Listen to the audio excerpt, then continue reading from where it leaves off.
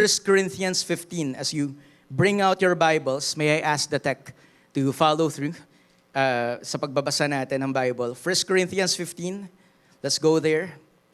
Na-appreciate nyo ba na lagi tayong ini-encourage ni Pastor Francis na magdala ng Bible? Diba? Alam nyo kung bakit? Kasi ito, walang notification. There are no distractions. You can do your quiet time without any distractions, notifications. Walang text ni crush, walang email ng boss. You can just focus on God's Word. So 1 Corinthians 15, I hope you're there. Page 753 on my Bible, if we have the same Bible. 1 Corinthians 15, verse 20. Let's read it all together. 1, 2, 3, go. But in fact, Christ has been raised from the dead, the first fruits of those who have fallen asleep. For as by a man came death, by a man has come also the resurrection of the dead. For as in Adam all die, so also in Christ all shall be made alive. But each in his own order, Christ the first fruits, then at his coming those who belong to Christ. Then comes the end, when he delivers the kingdom to God, the Father, after destroying every rule and every authority and power. For he must reign until he has put all his enemies under his feet. The last enemy to be destroyed is death. For God has put all things in subjection under his feet. But when it says, all things are put in subjection, it is plain that he is excepted, who put all things in subjection under him. When all things are subjected to him, then the Son himself will also be subjected to him, who put all things in subjection under him, that God may be all in all. Friends, the perfect word of the Lord. Let us bow our heads and pray. Thank you, Jesus, for this word. Thank you that it is not only timely, it is timeless, God, and how relevant it was when it was written many thousand years ago.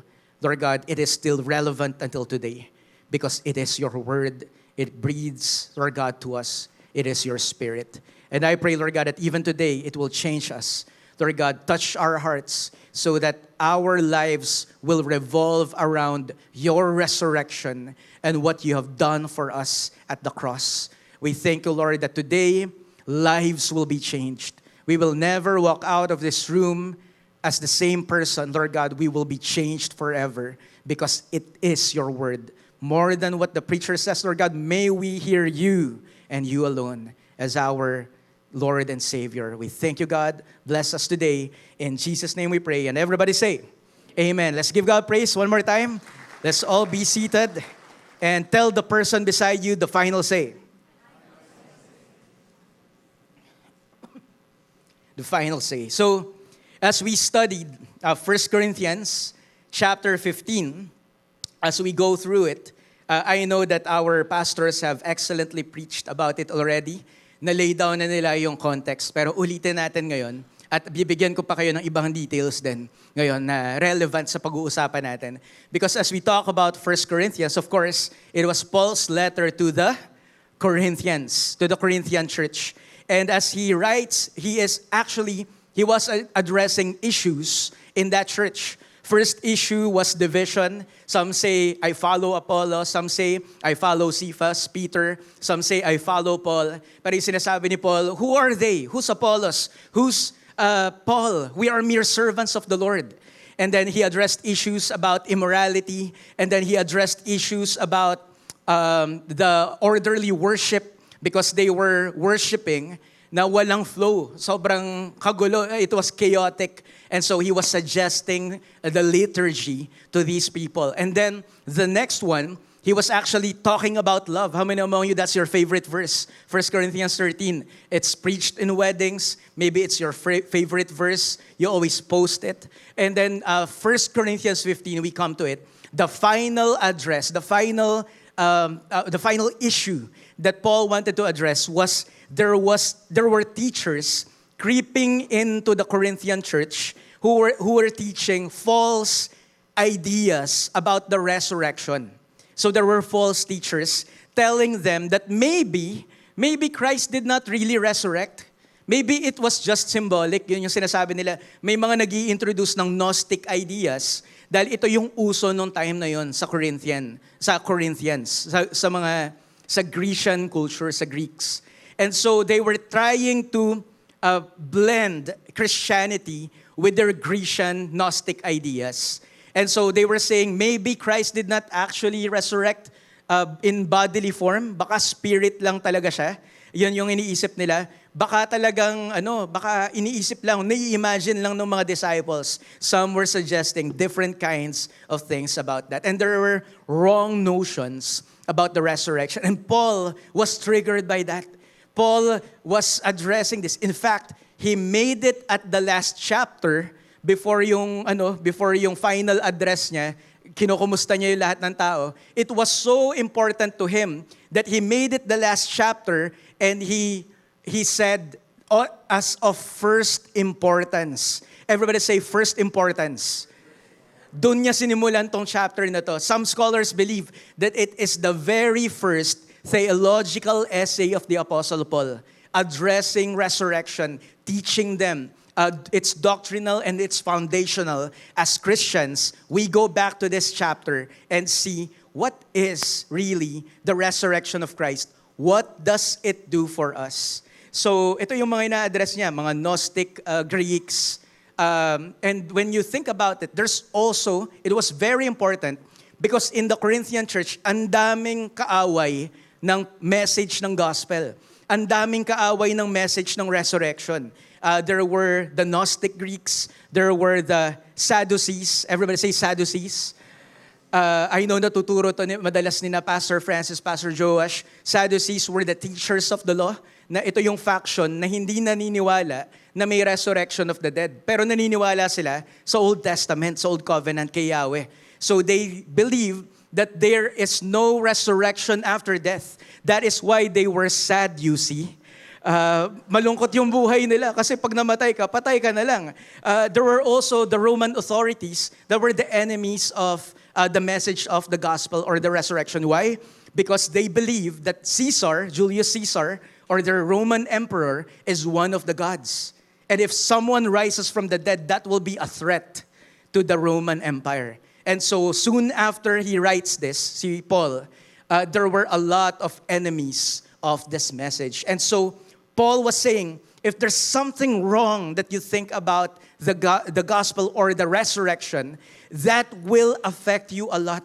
If you believe in lies about the resurrection of Christ, that Christ actually resurrected from the dead, it was in bodily form. In fact, Thomas was able to touch the scars of Jesus. They were able to see him. They did not just see and spend time with Jesus before the death, but even after the death, and the resurrection was true and real.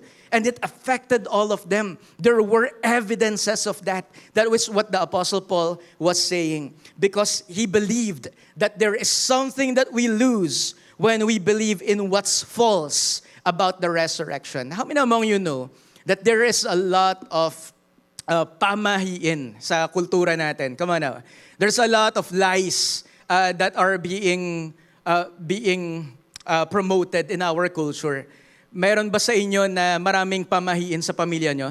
Halimbawa, bawal daw magwalis sa gabi kasi lalabas daw yung blessings. Winawalis mo daw yung mga blessing. Meron pang mga bawal maligo yata sa Holy Week, bawal masugatan pag Friday, may mga ganon. And some people might say, wala namang mawawala. Narinig nyo na ba yan? Wala namang mawawala pagka naniwala tayo dyan, pag sinunod natin dyan. Alam nyo ba na may nawawala? Dahil yung next generation, maniniwala sila at makikita nila, yung magulang ko naniniwala dito, kahit wala yun sa Bible. Even if the Word of God is not saying it, even if it's not from the Scriptures and they believe in it, then something is lost for the next generation. Do you believe in that? That is why we don't believe in lies. And the Apostle Paul, in his mind, said, you cannot change what you think and you know about the resurrection. The same message that we preach to you is still true until today. You must understand that the resurrection is true. He resurrected in bodily form and it affects all of us. Resurrection of Christ is true. And so if we believe something false about the resurrection, there is something that we lose. What do we lose? We lose the life in our life. Everybody say that, lose the life. When Jesus said, I am the life and the resurrection. When Jesus said, I am the way, the truth, and the life. When Jesus said, I have come that they may have life and have it to the full. How can it be true if Jesus did not raise from the dead?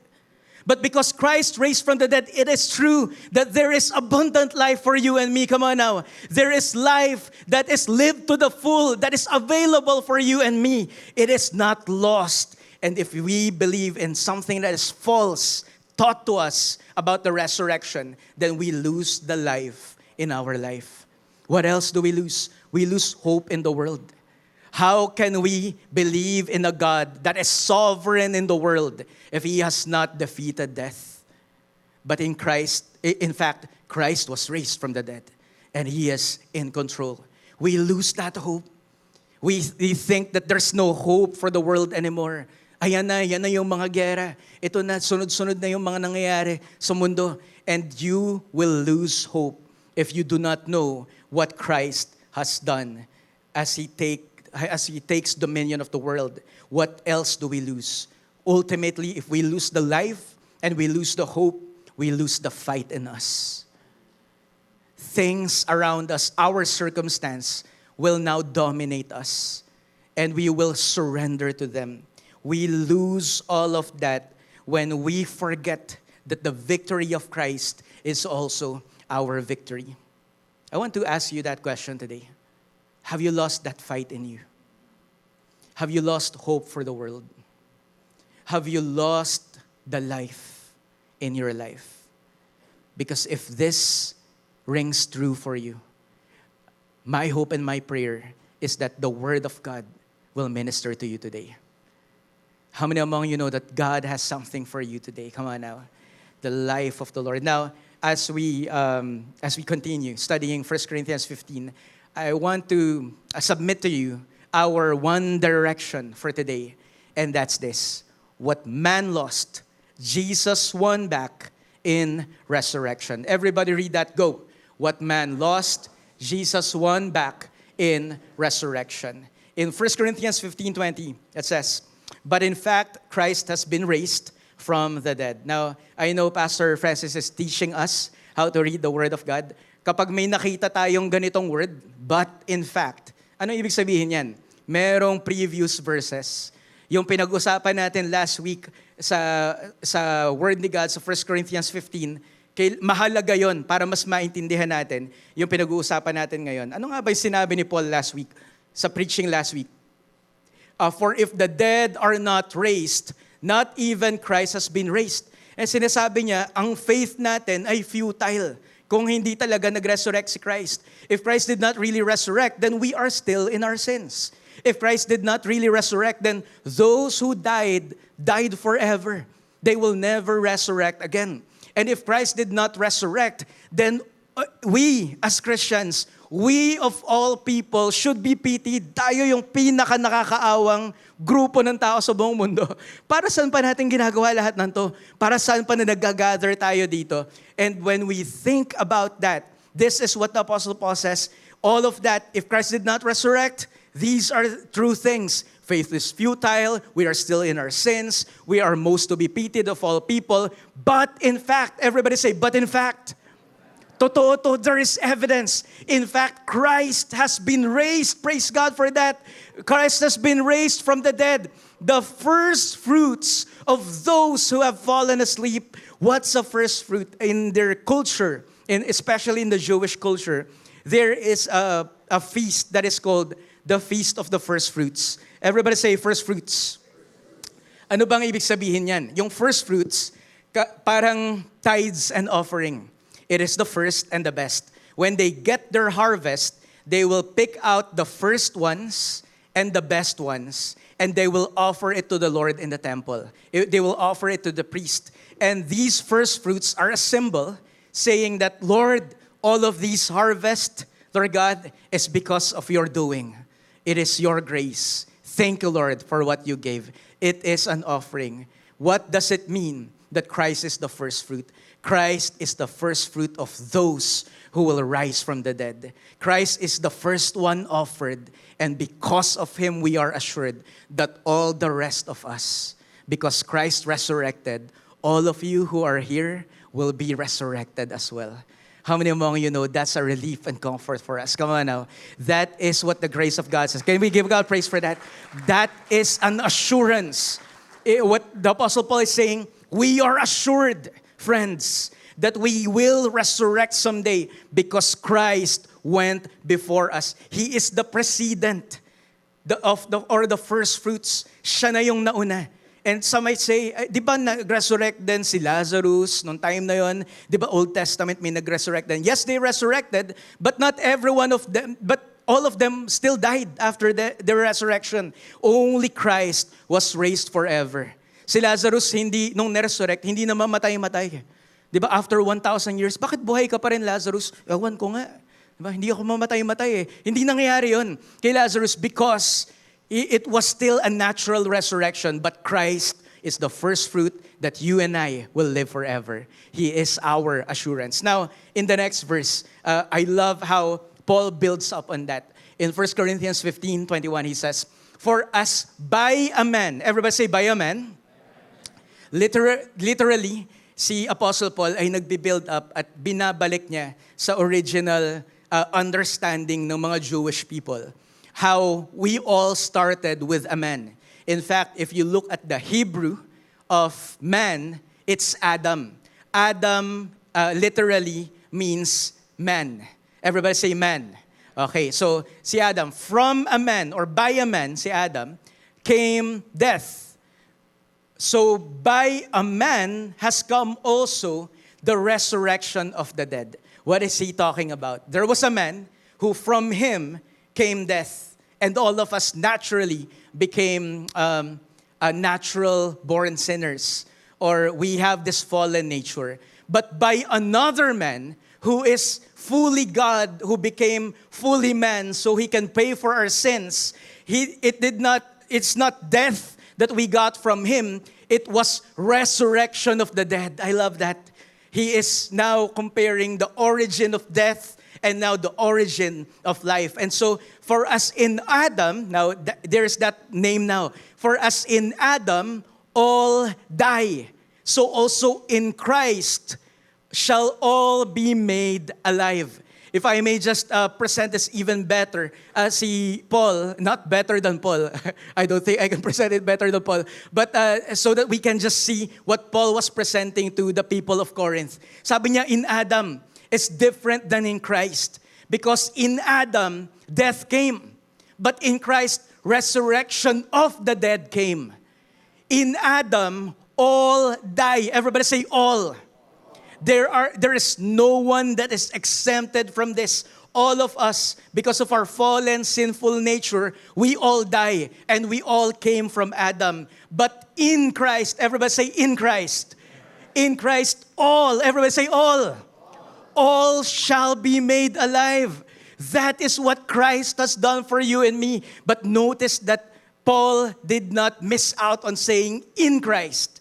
Because, friends, we can never be alive. Apart from being a child of Adam, we can never be alive if we are not in Christ. It is only in Christ that we shall be made alive. Can we give God praise for that? All shall be made alive when all of those who are in Christ shall be made alive.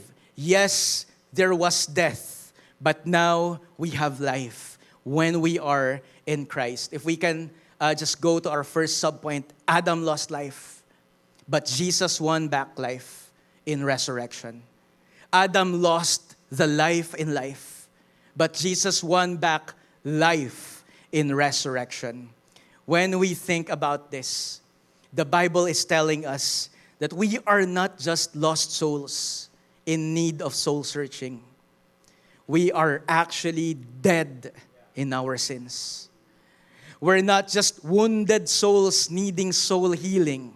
We are dead people needing raising. We are not just people who are sleeping, needing to be woke. We are people who are from death. We need to be evoked. We are people who are not just 50-50. Hindi lang tayo naghihinalo, mga kapatid. We are not just 50-50 in need of resuscitation. We are dead people in need of resurrection. And that is just what Christ has done for you and for me. Let's give God praise for that. Sabihin mo nga sa katabi mo, Christ gave you life. Come on now. Christ gave you life. Christ gave you life. That is what Christ has won for you and for me. Christ was victorious. But He did not just win it alone for Himself.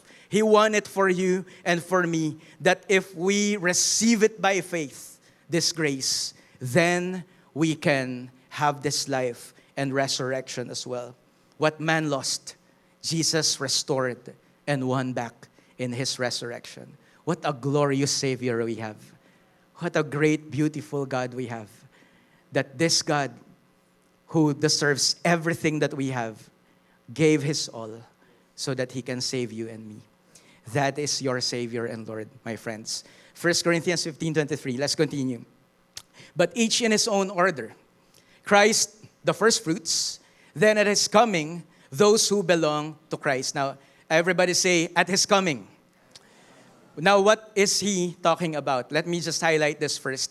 Those who belong to Christ. That's what I'm talking about when He said, in Christ, and those who belong to Christ. Nililinaw ni Apostle Paul, hindi mo makukuha tong buhay na to if you are not in Christ and if you do not belong to Christ. You need to belong to Christ and you need to be in Christ for this to be true to you. And for those who belong to Christ, there is something that we anticipate even more. There's something exciting about it. There's something that we look forward to. It's at His coming. What was he talking about? He's talking about the second coming of the Lord Jesus. He's talking about how Jesus will come again. He's talking about the past tense resurrection. Yes, He was glorified, yes, in the past. But in the future, we will see Christ coming back again in all of His glory. He was excited about that. Can you imagine that? He was excited. And then He said, then comes the end. Everybody say the end. Then comes the end. Now, there are many ways that we can respond to this. There are many ways when we remember the resurrection of Christ and what God will still accomplish for us in the future. There are many ways that we can respond. We can be afraid. Sino sa inyo naabutan nyo yung show na Doomsday Preppers? Have you ever heard of this? Na may mga tao, there's a documentary of people who are so afraid of second coming of Christ, or what they call doomsday, or whatever they believed in, final days, end of days, judgment day. And they're so afraid that they are actually expecting zombie apocalypse to happen anytime. Train to Busan yung ina-expect nila. At ito yung mga favorite movies nila. And so, these people actually build bunkers on their houses or on their backyards. Na-imagine mo ba, puro delata yon, puro instant noodles, taas ng uric acid mo nun, pagka yun lang yung kinakain mo. And they're so afraid that the world will end, that they have prepared for it. We can remember that Christ will come and be so afraid if we do not understand what the resurrection means for us. And then there's also a group of people who anticipates it too much that they forget they still have a purpose here on earth. There's one person, his name is Edgar Weisnant, who said that the world will end in 1988. Sabi niya, inaral ko numerology ng Revelation, Daniel, Isaiah, at sigurado ko, 100% sure, Christ will come in 1988. Sabi niyang ganun. Tapos ang daming nag-follow sa kanya. Yung mga followers niya, pinamigay yung mga refrigerator, mga appliances, mga furniture sa mga kapitbahay nila. Yung kapitbahay naman tuwan-tuwa. Uy, salamat. Tapos dahil nilet go na nila lahat ng earthly possessions, and then they went to this mountain, to this cave in a mountain, and they were waiting for Jesus to come in January 1, 1988. Ang nagsulat nito, by the way, itong book na to, at yung preacher na yon, ang pangalan niya, Edgar Weisnant. Pangalan pa lang may hint na, di ba? Parang dapat yata tinignan mo muna yung pangalan. And then they follow this man. And while they were waiting for Christ to come, imagine, nagka-countdown na sila. Dadating na si Lord, ayan na. Di ba? So they did their countdown. Imagine nyo, tayo yun. Ha? Kung tayo yun, excited na sila. They were counting, 5, 4, 3, 2, 1. That was the most awkward moment in their lives. Sabi siguro ni Edgar, parang wala si Lord. Bayan, baka late lang, hintayin lang natin ng konti. Baka na traffic. And so, you know what? He wrote another book, 89 Reasons Why the Rapture is in 1989. Next year na daw ulit. Diba? And so, when we do not understand what the resurrection does, and what the resurrection means, and what God's future hope for us, what He has in store for us, we would respond in a different way. But how does God want us to respond? How does God want us to look into His second coming? He continues in verse 24. Then comes the end. So Jesus doesn't just leave. He actually shall come back with a plan. Everybody say that, with a plan. Tingnan mo nga yung katabi mo, sabihin mo dyan, may plano ang Diyos para sa'yo. God has a plan for you. God has a plan for you. I don't know if somebody promised to you something and he or she did not do what he or she promised.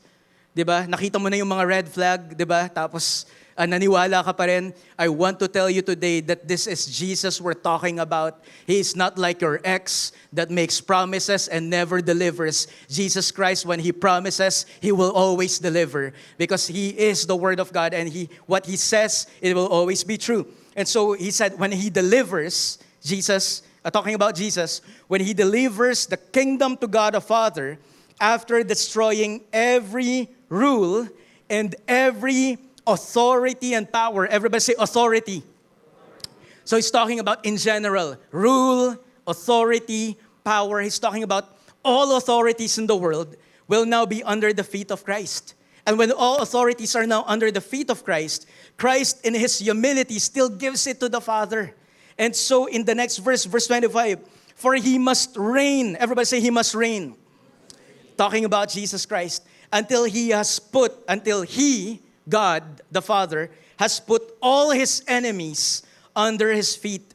This was actually a prophecy in Psalm 110 verse 1, where David says, the Lord said to my Lord, sit at my right hand until I make all your enemies your footstool.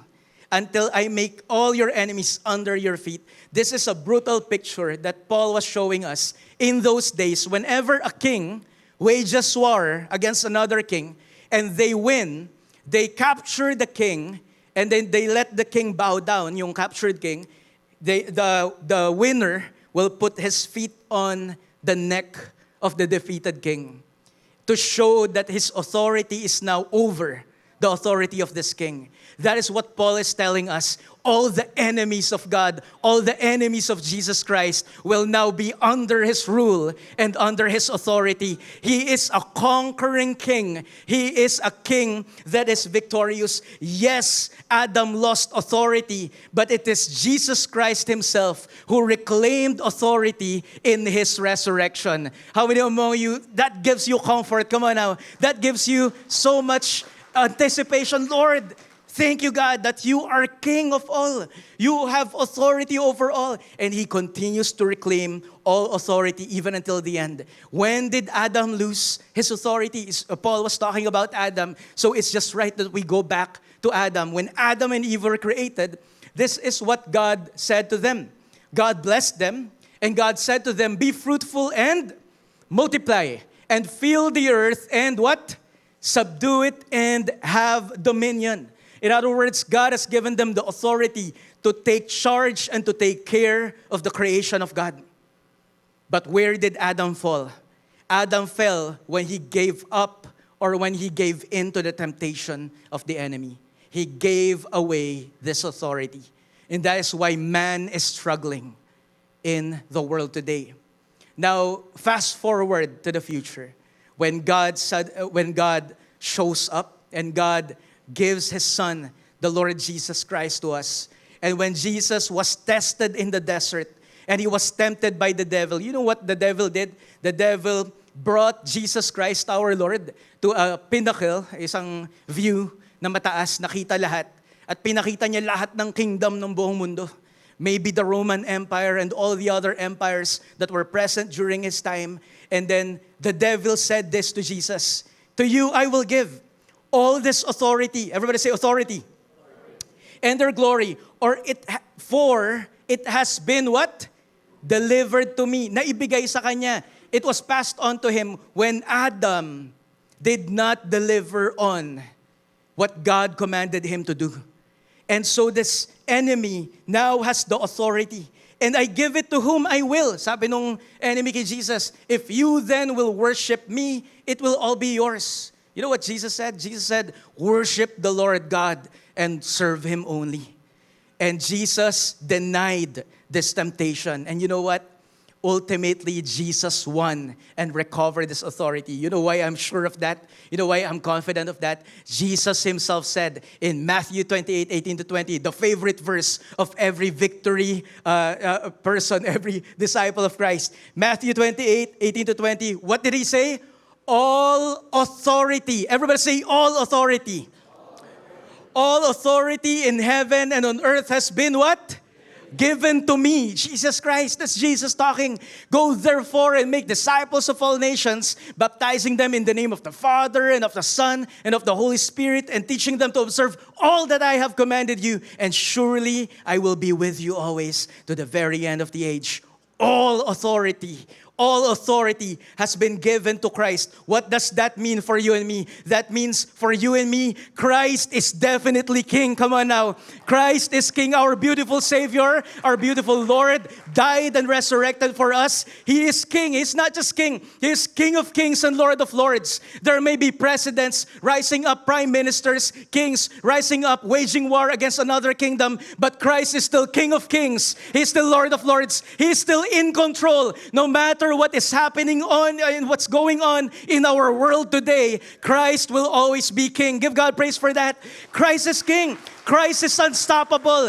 All His enemies will be put under His feet, will be His footstool. Nothing can stop our Savior. Nothing can stop our God. Nothing can stop our King. He is unstoppable. His authority is undeniable. This Jesus that we worship is King. He has reclaimed authority. He will rule and He will reign. Siya ang hari, mga kapatid. At siya ay maghahari sa atin. That is why the Apostle Paul said, "For He must reign until He has put all His enemies under His feet." That is why I want to tell you folks, and I am confident to tell you today, Christ has the final say. In your life, Christ has the final say. In your circumstance, Christ has the final say. No problems, no circumstance has the final say on you. No doctor reports, no sickness, no death around us. None of that is the final say. Only Christ has the final say in your life. Christ has the final say in our world. No president, no king, no prime minister will ever be the final say on earth today. It is only Christ that is the final say in your season today. Christ has the final say. Whatever you're going through, wherever you are, we can trust in Him that He can govern the whole world even as we obey. Now, when we think about it, the authority that we have now is not man's authority. It is not Adam's authority. He lost it. We lost it. It is Christ's authority.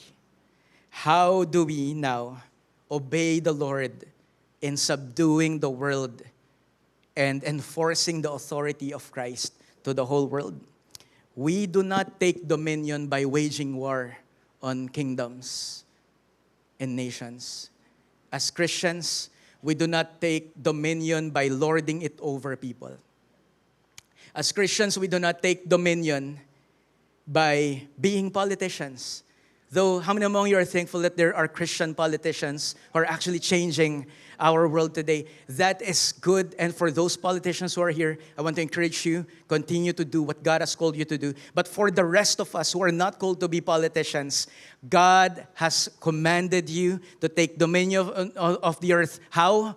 By making disciples of all nations. That is why Jesus said, all authority in heaven and earth has been given to me. Go therefore and make disciples of all nations. That is how the authority of God is spreading all over the world. When you and I make disciples of all nations. Not waging wars, making disciples. Not lording over, making disciples. That is how God is calling us to spread the authority of Christ all over the world. Go, therefore. Look at the person beside you. Did you know that God has called that person to change the world? Sabihin mo nga sa katabi mo, you can change the world. Minsan, di ba, parang ayaw mong maniwala. Ito, pastor, di ba? Labas sa ilong yung pagkakasabi mo ng you can change the world. But you know what? You can believe in it. You know why? Because it's never about that person's ability. It is Christ's grace and ability through that person can change the world. Give God praise for that. And we continue in 1 Corinthians 15:26. The last enemy. Everybody say last enemy. The final boss. The last enemy to be destroyed is what? Death. We are afraid of death. We are afraid of some things that are uncertain because of death. Death takes out the boldness in a lot of men. But you know what? Christ will destroy death. If you imagine a boxing situation, round 1, 2,000 years ago, more than 2,000 years ago, Christ won over death. Round 2, when Jesus Christ comes back again, Christ will ultimately destroy death. Can you imagine that? Pupulbusin ng ating Panginoon ng kamatayan. That is the power of Christ. And that is what He will do for you and for me. Adam lost the battle to death, but Jesus won the victory in His resurrection. What man lost, Jesus won for us in His resurrection. When Jesus died, He defeated sin for you. When Jesus was hung on that tree, was hung on that cross, He defeated sin for you and me. When Jesus resurrected, He defeated death for you. But when Christ comes back again, He will destroy death for His glory and in all His glory. That is our Lord Jesus Christ. Can we give God praise for that? Friends, I want to tell you today that this is the truth. I want to implore to you as a pastor, and I know that this is the heart of Pastor Francis, Pastor Joash, all of your ministers who are here. Friends, there is no life apart from the Lord Jesus Christ. It is the reason why we are doing this. If you're here today, I don't know what your experience is in church. I don't know if you've been offended by someone in church. I don't know if there's something in the church that you disliked. But friends, where would you run? Don't run away from the Lord Jesus. Run back to Jesus. Life can only be found in Him. There is no life apart from the Lord. You can never run away, go into all the world. You will never find life. There is no life apart from the Lord Jesus Christ. Go back to Him. Christ the Lord is the only source of our life. You can never escape sin. And you can never escape death apart from what the Lord Jesus has done. So if you're here today and you are not yet in Christ, come back to Christ. In Christ, you will have life and you will have it to the full. There is no salvation. Mga kapatid, walang kaligtasan sa mga ginagawa natin dito sa mundo. Alam kong sinubukan mo na. Sinubukan mo nang umalis sa kasalanan. Hingi ka ng hingi ng tawad. Pero hindi mo kayang ligtas ng sarili mo. May isa lamang Panginoon at Jesus na kayang magligtas sa'yo. How many among you know that is the truth And that is the reason why we celebrate the resurrection of the Lord Jesus Christ. Give God praise for that. Naisip mo ba minsan, bakit Lord, hindi mo na lang kami pinatawad? Bakit kailangan pang mamatay ni Jesus? Ba't hindi na lang nagpadala si Lord ng isang higanteng spaceship na gawa sa speaker, JBL? Jesus, Banner of Love. JBL, tapos sinabi ni Lord, I forgive you. Diba? O kaya naman nagising tayo, isang beses may nakasulat sa noon natin, I forgive you, love God. You know why? Because every sin demands suffering and death. And you and I can never escape from that unless someone gets punished for our sins. And that's what the Lord did. He died for your sins and my sins. Stayed on the grave for 3 days. Resurrected for you and for me. This is our beautiful Savior. Friends, we celebrate the Savior.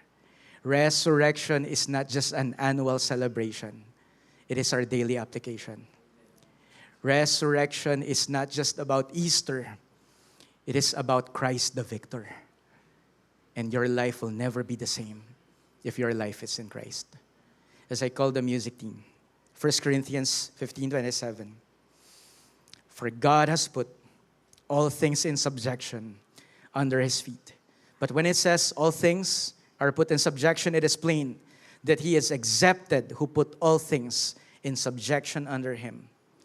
When all things are subjected to him, then the Son himself will also be subjected to him, God the Father, who put all things in subjection under him, Jesus Christ, that God may be all in all.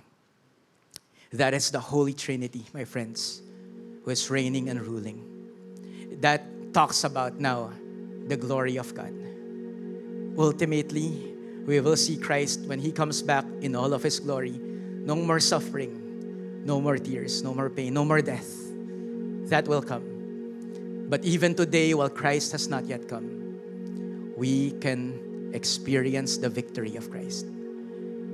Nanalo na ang Panginoon natin, mga kapatid. Kaya pwede tayong mabuhay na parang nanalo na rin tayo.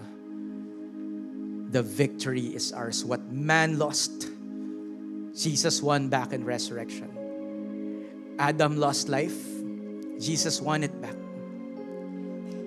Adam lost authority, Jesus won back authority. Man lost to death, Jesus won the victory. We can be resurrected, you and I. Eternal life, not just somewhere someday when we die. Eternal life that can start here on earth. Life with the Lord. Life with a relationship with the Lord Jesus Christ. This is the total victory, total comeback, total clutch in history. When we thought we were about to die in sin, and Christ gave us hope in Him. Maybe some of you are saying, Pastor, paano ko masasabi na merong life sa akin and nagsastruggle pa rin ako hanggang ngayon? I want to let you know that the reason why you're struggling is because now you are alive. Naalala mo ba nung hindi ka pa Kristiyano, hindi ka pa disciple ni Jesus? Hindi mo pa binibigay yung buhay mo sa Kanya?